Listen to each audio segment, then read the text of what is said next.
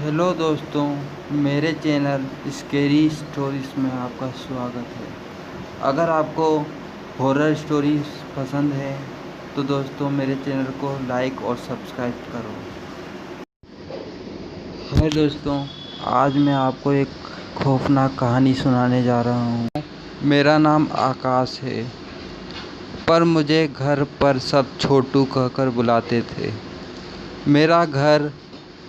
मेरे घर पर मेरी मम्मी, पापा और एक छोटी बहन थी।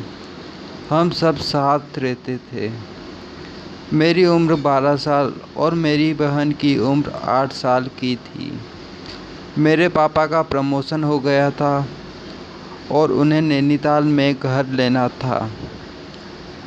एक दिन मम्मी ने बोला कि तुम्हारे पापा को नैनीताल ट्रांसफ़र हो गया है, अब हम सबको वहाँ जाकर रहना पड़ेगा। थोड़े ही दिन बाद हम सबको घर छोड़ के जाना पड़ा।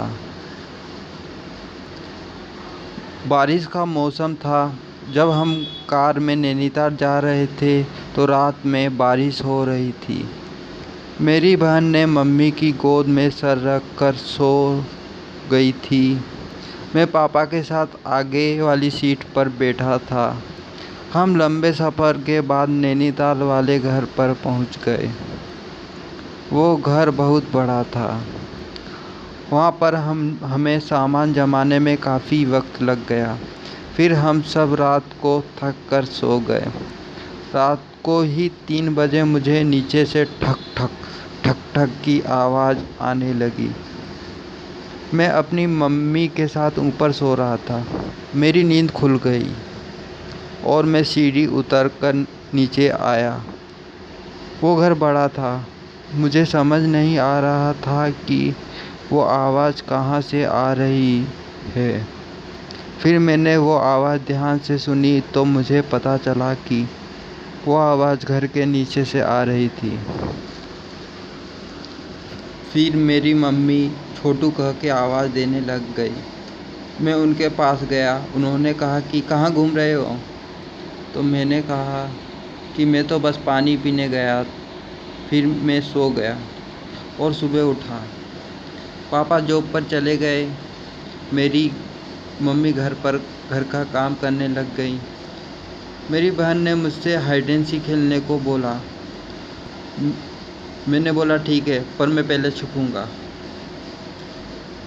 और वो गिनती गिनने लग गई। गिनती गिनने के बाद मुझे ढूंढने लग गई। वो मुझे पूरे घर में ढूंढ रही थी। ढूंढते ढूंढते वो घर के एक कोने में पहुंची। वहाँ पर एक पुरानी अलमारी थी।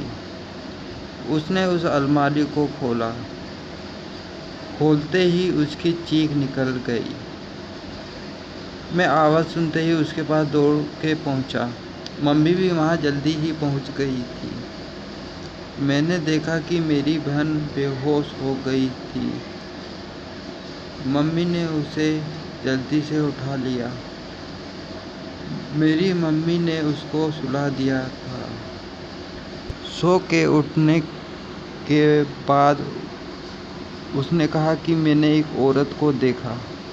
मैंने कहा कैसी औरत? तो उसने कहा कि मैंने एक औरत को अलमारी में बैठे देखा था। मैंने उसको समझाया कि कोई औरत नहीं है, देखो वहम हो गया होगा। भूत के नाटक मत देखा कर। दोस्तों, ये कहानी अभी ख़त्म नहीं हुई है। जल्दी ही मैं इसका पार्ट 2 लेकर आऊँगा आप सबके पास। अगर आपको ये कहानी अच्छी लगी और इसका पार्ट 2 आपको देखना है तो मेरे चैनल को सब्सक्राइब करो और बेल आइकन दबाना ना भूलें।